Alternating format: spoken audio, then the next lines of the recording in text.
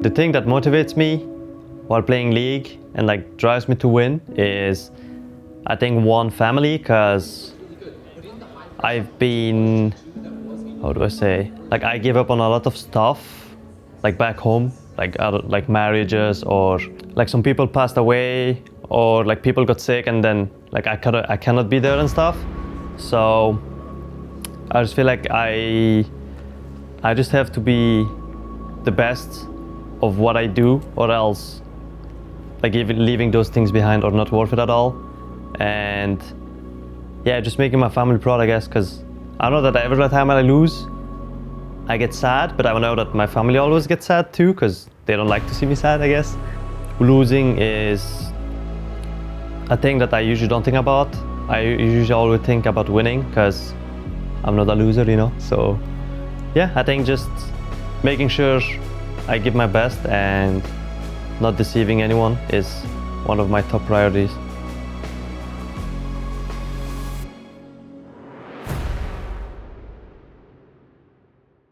Down here for Cloud9. They do not want the heart. Oh, they're going for it! Oh, what a hook by Tushin! They're gonna find the way in though. The Oran's gonna come across, and the knockups are there. Is this the fight? It's 2 for 0, and the Guardian Angels are popped. This could well be it. Look at them clean up the map. Cloud9 will make it to the semifinals. The first time in 7 years. Cloud9 in the top 4 at Worlds. Yeah, so last Worlds was super nice for me because we obviously made our groups, and we also was the first NA team to make semis like since, I don't know, super long. So like I definitely felt like it was a pretty historic moment, but also the way it ended, we left the tournament getting smashed, so it didn't really feel like a victory. I think it is really meaningful for me, and I think everyone from an A or C9 to be able to make it so far at Worlds, I think it means a lot, because every year we have to prove them wrong, prove that we are contenders. Maybe not exactly for the trophy yet, like from before at least, but at least contenders enough to actually do something, actually make waves at Worlds. I mean, obviously losing to Fnatic sucked, but like after the fact, like realizing how far we've come felt really good. And it always does feel like a progression that I've always advanced on. Season 7, we got into a best of 5, then went to 5 games. Season 8, we just 3-0'd the team we faced. And this year, it's like, we hope to again get as far as we did, so semis, and take as many games as we can off semis, and it always feels like a progression for us. I think looking back in a few years, I'll probably think it was a historic moment and it was awesome being there, but still right now it's pretty fresh to me that we just got smashed by Fnatic, so it's still like sad to me. I don't think it's really something to be that proud of. I think I get along with everyone really well. Disky was the newest member, so I knew him like the least. So it's been like, I guess, a work in progress over the whole year. It's not like anything's ever been like awkward, because he's a really friendly guy and he's fit in with the environment really well. In the beginning, I kind of hesitated when I wanted to join C9 because of family, because I'm usually, how do I say, I'm usually like really close to them, and when I was back in Splice in Berlin, it's just like 2 or 3 hours away, so it was not far at all. But yeah, I think it's something that I considered going forward, and I felt like if I wanted something bigger in my career, or if I wanted to make it further, then you gotta give up something. So yeah, for me it was not hard, but just something to take in consideration, I guess, that I probably wouldn't see my family in like 1 year or something. Yeah, it was weird in the beginning, but they're my friends now, I guess, so it's kind of easier. But yeah, in the beginning it was not that easy for sure.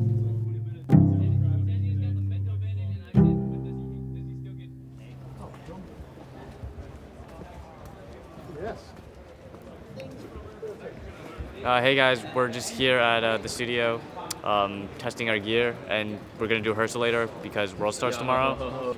Yeah, we're having fun. Pretty nutty, huh? It's actually small. Oh, Oh, really? Small? This is one of the How'd you bigger come to ones. that conclusion? This is the biggest one yet. One of the bigger ones. Okay. What? Yeah, fucking stupid. I thought this was like bot games. And I can go. Let's go. Oh, the bus is here? Wait, Oh, yes! Wait. Rain over. Oh, we got Oh, we don't need him. We actually don't care about him. We went to the bathroom. Yeah, we're going. Let's go. That's fine. We'll meet him there. We'll meet him back in the hotel. He can meet us. Are you guys really gonna leave him? We have another coach in the back waiting. We have one more.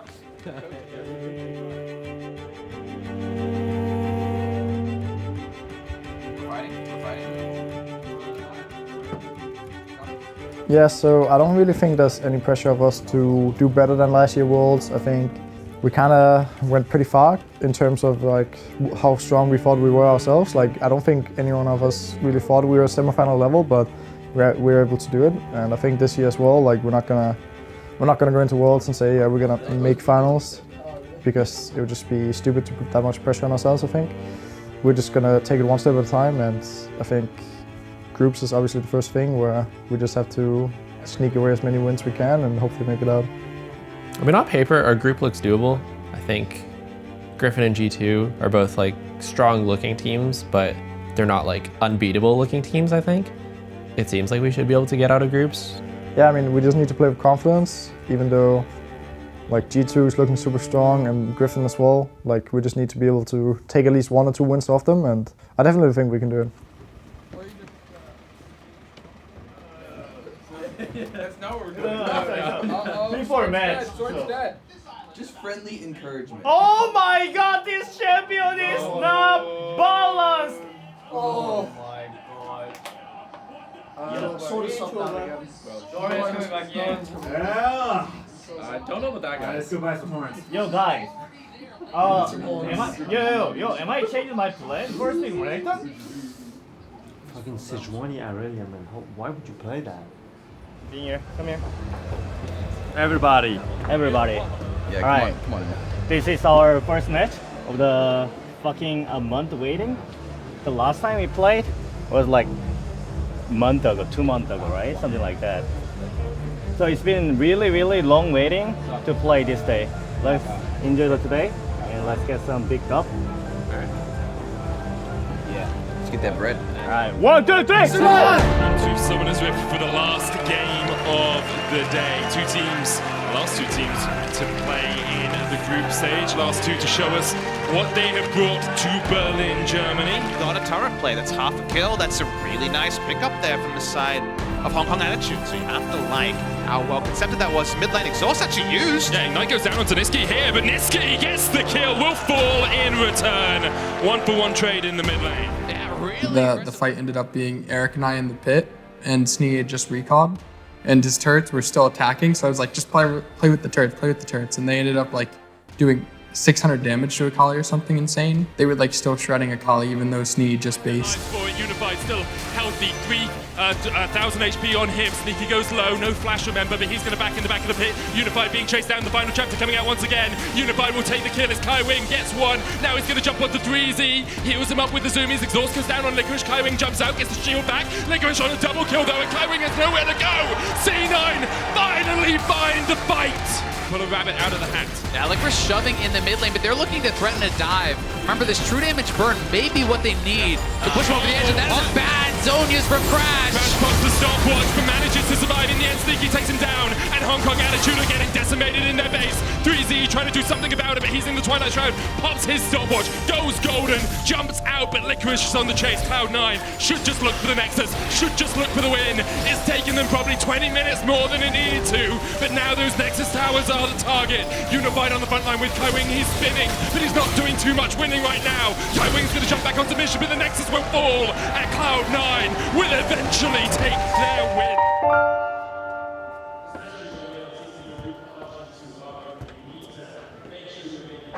I think they played fine. I mean, it seems really hard for both sides to do much, because for them, they have to run into my turrets to even get mid control, which is almost impossible because I'm just poking them too.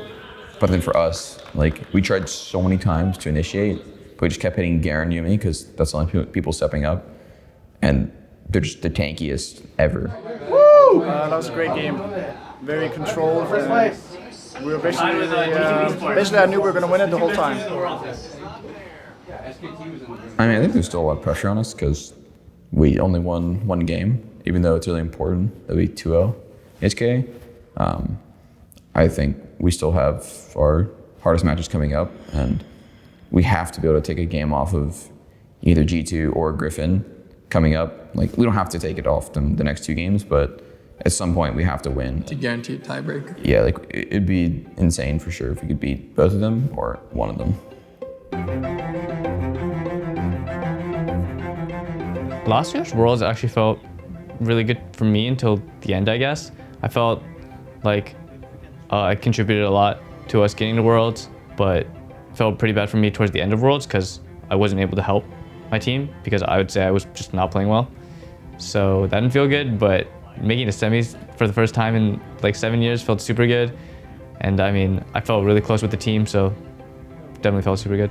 I'd say what motivates me to play the game is I really like it. And I mean, as a person, I hate losing and I just have fun winning. So when I lose, it doesn't matter like how I lose, who I lose to, or like if the loss even matters or not.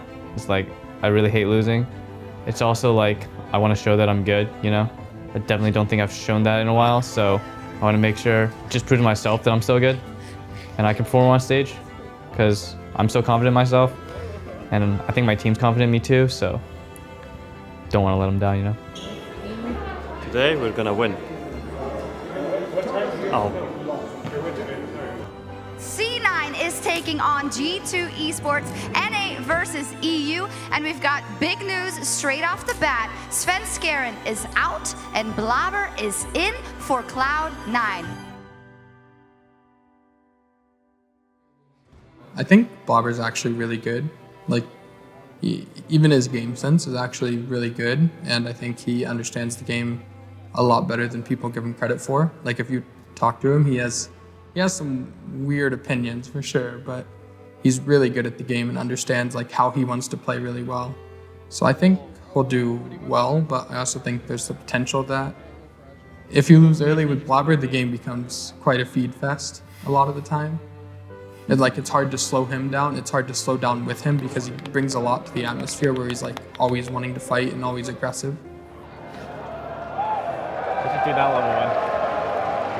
Let's do it. All right.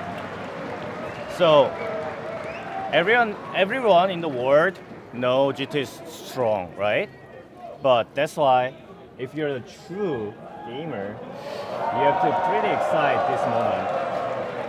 Because you can challenging right now, right? But gonna be honest, lose or win today, it's gonna be a good experience.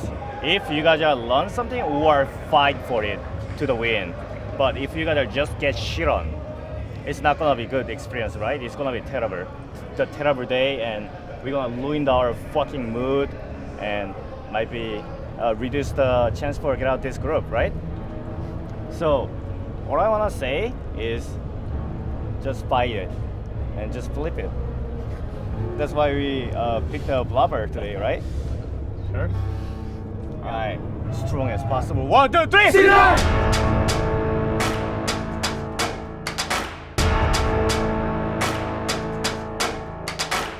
I think we got the better draft today against G2 and we're gonna smash them. Lane with his kleptomancy, only having to burn the pool even after Blaber has gone for that. So the early lane phase for Licorice's Aatrox definitely tricky. Oh, let's put him back in. It's decent damage. Wonder's running pretty low on HP. He could flash the wall. Does choose to. Does Licorice follow? He does. Is this enough? Empower gives him for Wonder, though. He can get the heal. And now the bottom side sneaky goes down. Zeyzal can't land the anchor. It's traded to the top side, but that is still overall advantage G2. Perks and wow for Licorice. Here we go.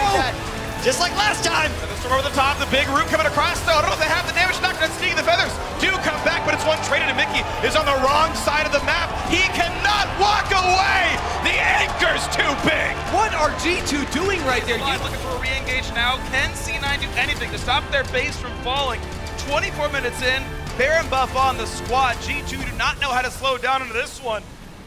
And here they go, on to turret number 1. 5v5 to close the game right now. Sneaky out of hell, 2 for 0-3. Already picked up, making a 4th. There is no chance at all. Cloud9 are deleted. G2 with 2 stompy wins so far in the group stage. And one of the tournament favorites takes care of business.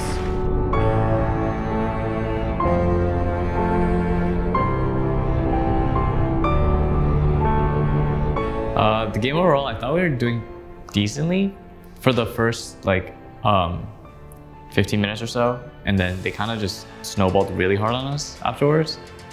When they just grouped, they just kind of killed us all and just ended the game. We lost 1 fight top, and then snowball from there, and then we lost the Baron fight. So they quickly ended it. Yeah.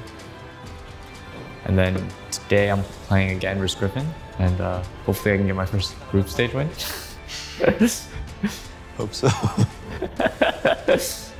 I don't know, Griffin is an interesting team, I think, because they have really good individuals, but I hope today we do beat Griffin, because if we beat Griffin, then it's gonna be not easy, but easier for us, because then on the rematch, they will have more pressure than us, I'm pretty sure.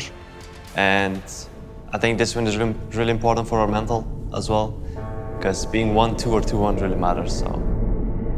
Here we are onto the rift for C9 versus Griffin. Who with the courage is going to keep himself alive. Grand challenge issued towards the top side. That's Licorice utilizing the riposte for damage as Sword is going to have to flash away. And now he's Blaber flashless. is here. Gets the extra movement speed. Flash, good sidestep from Sword, but I don't know whether it's going to be enough. As Tarzan comes on down, Sword still alive, but Sword, the last one who gets him at first blood goes to Tarzan. Sword with a bit of a frustration ultimate, but Viper is making his way in. That's going to be 4 people invested. The Baron has started. You better get this kill, Griffin. Otherwise, you're going to take absolutely nothing. Eventually, he's taken down, but the Baron is getting the same treatment. A teleport going to come in. Could still be the 50-50, but doesn't get over the wall. It wasn't the smite that took the Baron. However, it was definitely C9.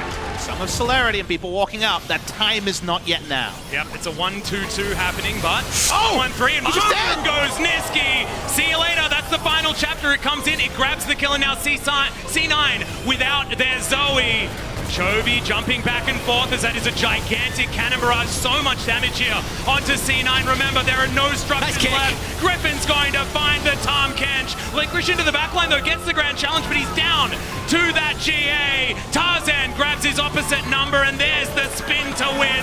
And the last Q secures it for Griffin and puts them 2-1 at the end of their round robin. I mean, it was going well until we got the Baron, and then we got caught mid when I was like too far to have any split pressure. So we had to like team fight, and then the team fight didn't go well because we got like chunked too hard at the start of it. And then that was our Baron, and then we had like one more chance where like the game was like even, we were fine still, but then we got caught mid again. So yeah, the game just sucked. I don't know. We should have won. I mean, it's going to be weird talking about the game without a replay, but if you guys can't be safe mid with like Tom Sona, I just don't know how to play the game. Like, we have Tom Sona, we have Baron buff. Like if you chill for like one wave, they just can't play the game. Well, I mean, personally think this game is really hard to manage to lose. It's not upward thing. Like, you mean with our champs or stairs, right? Yeah, if you guys are see our champion and enemy champion, you guys might have we don't have anyone to kill Garen if outside of the fucking Fiora. But them too, we have a Sona Tom, they have the assassins. 2 assassins and 1 midboard. Like they can't even do anything against us too. Yeah, I mean I always disengage the first fight too. Like it felt like it, but it's super important if you guys can just call that you're going to be fine and Eric just stays spot. Yeah, I mean, you guys need to play that you know you'll be fine. If because that engage, you guys are fine, you can just get, it you can looks just like break we're all the gonna die. And then it's not like Garen and Yumi couldn't chase down like at least one person after. Because you guys split up when you ran away. If I'm not TPing, I don't think we all get out. It's always interesting watching the games when I'm not playing the game because I can kind of see how the team plays without me and what they kind of need for me to do in the next games. And I think the game against Griffin, it was kind of an obvious thing that was coming after we got the Baron. It was even happening in scrims as well, that we kind of lose our cool when we get the Baron and straight run it down the moment we get it, thinking the game's over or won already. So I guess it's just important to keep talking about what has to happen even after you get the Baron. I won't say that I feel pressure, or like more pressure than a normal game, because at the end it's still best of ones, and it's just, I mean, you either win or lose. It's not like there's anything special, I guess. But the pressure will for sure come at one point. I know that when it gets tough, a lot of stuff changes. Just even the people or the way we approach practice and stuff. Like, I know from experience, like when you start losing against like the better teams, then you kind of question yourself or you lose confidence, you know? So I really hope I won't lose confidence, because I want to use it as a strength, I guess. I feel like Niski is the kind of player that he kind of needs a lot of confidence from himself and his team to really just shine. So I think going into our matches is important that we like treat him pretty well and just make sure he feels confident. And yeah, I think he just kind of needs that push.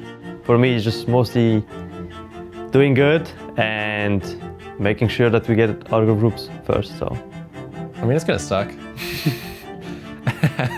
I'm pretty sure if we don't get out of groups, it's gonna be like really disappointing and it's gonna really suck for everybody. But I mean, honestly, as long as we did try our best and like we did our best and like the teams were actually just really strong. I think it all depends on how you lose, for sure. I think that's a huge part of it. So who knows? I'm not really sure if the reputation that we always make it out of groups adds more pressure to me this year. I feel like it's kind of a good way that people don't write us off always, like even players on the team. Like they might see that we've got a pretty tough group and kind of like give up already, but like this reputation kind of helps us stay in the game and just keep improving and not like just think we lost already. So I think it's definitely a good thing. Tradition states that Cloud9 always makes it out of group. What's your take on that today, based on the results you had? I mean, it's gonna be big tough for us. It's gonna be easy. Easy? So you make it out? Easy to make it out, for sure. All right, well, thank you, and glad to see confidence here. Thank you, Rebirth. Good luck for today. Back to you guys. Last year, we've been here too, right? It's nothing new. We was 1-2, and we did make it out the group. We contest the #1 spot against RNG, and we did make out until semi-final, right? So it's nothing new, not that hard. We can do that again. We actually, I'm really confident about today's games, because I feel really sorry about the Blaber, because you lost 2 games in a row. It's not your fault at all. You did a really good job, and the games are actually we lost are valuable about our information against enemy team and the scouting. If we win today, it's for you. So we have to win. Yeah, then I guess we have to win today, right? So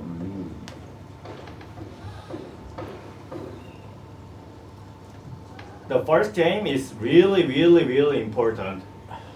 Maybe it's more important than our last year versus RNG last game, right? That game was decided for #1 seed. But this game, upcoming one, is decide either we go home or we stay here. We don't want to go home, right? So I don't want to put you guys on too much pressure, for sure. But I want you guys to go fast, actually fast, and to pressure with the team, to play as a team, and we fight. That's all I need. Like I'm not gonna asking you guys too much about it. I just want you guys going to move fast and to the fight. And pressure together, play as a team, and figuring out together. That's all we need. We trust each other's. We believe to you guys win. We are rooting for you. background with the steps, with the Blaber, with the Deftly, right? So only win, nothing lose. It's a do or die moment. The virgin gamers cannot kill the Cloud9 gamers, right? The Cloud9 gamers are not allowed to die in your lane. The bitching about your team comps and fucking the virgin damaging on the like 3-star things. Cloud9 gamers are not gonna do that. The first game is really matter. So same as last year, we have put over 200% energy for fight. Okay? Fight together and figuring out together. That's all we need. And pressure together, Eric. Do not die alone on the map. Do not. Alright, let's go. Let's go huddle. This is the last one. And then we move to a venue. Yeah, we move to venue. We are talking about only game stuffs, okay? I'll give him like 30 seconds more. Alright, really strong. 1, 2, 3,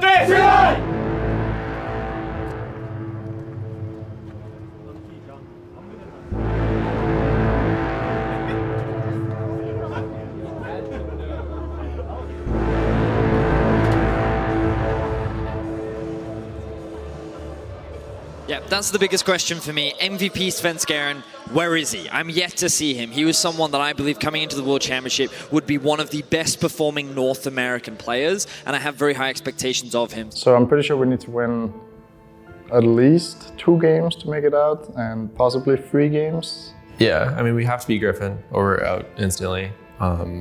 If we beat them and they beat G2, then we also have to beat G2, and then we also have to beat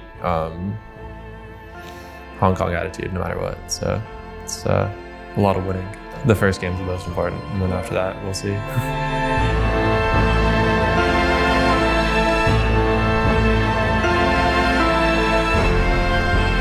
And just to reiterate what I was saying, Cloud9 will want to win this game. If they lose, their destiny is no longer in their own hands. Got access to his Raptors and Krugs. We're here. Tarzan's behind the tower. Chovy looking for the wall dive, lands it. Cocoon's gonna follow up, and that is first blood to Griffin. They continue their vision control line, and they make C9 face check in. The quickness coming out here. Nisty's gonna pop his stopwatch. Paranoia trying to jump on the backline. Svenskeren gets a lot of damage down, but the blade core will pull through them. Featherstorm coming out as well, and look at the backline. Sneaky, Divine Judgment trying to survive for the moment, but Chovy and Sword are still putting in work. Niski tries to flash away, just about escapes to live for the moment, but Licorice has been caught off towards the bottom side. Niski will fall, Licorice will fall, C9 will fall. They'll even take one under the towers for good measure. 7-0 to Griffin. It's a great look so far for Griffin. Zeyzal trying to get away. The Justice Punch won't allow him to escape, but here comes the Paranoia. Maybe C9 have found a fight. Hexagon made him jumping onto the backline. Viper's already killed off Zeyzal, and there's the double. Svenskeren falls as well. Here comes Sword, slicing through C9. Their backline decimated, their team deleted. It's a clean ace for Griffin. You can see Sword is down towards the bottom side of this, keeping Licorice busy. Here comes the Paranoia. The one punch has been thrown by C9, but they really don't have the damage to take down anyone. Griffin, the hen's still alive. Viper there as well. They just clean him up. You can't even cast this. It is disgusting to watch. Dirty stuff from Griffin. No response from Cloud9, and Griffin just slam through the door. They break down the walls. They break down the defenses of C9, and they lay a stake on a spot in the quarterfinals.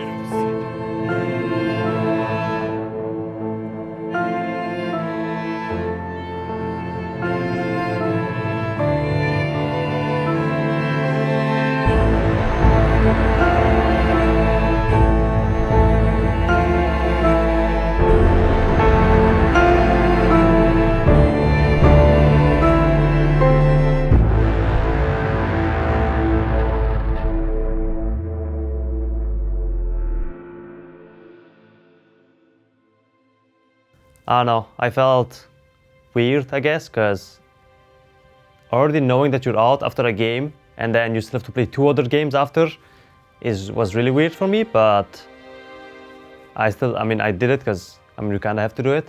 And yeah, it was a weird feeling for sure. I didn't really talk much to my teammates after the loss. We had dinner, but I feel like everyone is kind of disappointed, I guess, because everyone believed that we could make it, but also I think a lot of us realized how, I don't know, like how worse we were compared to the other teams and how badly we performed, I guess. And yeah, I mean, it's just reality. We played really bad and the other teams were just really good, so I don't think there's anything else to think about.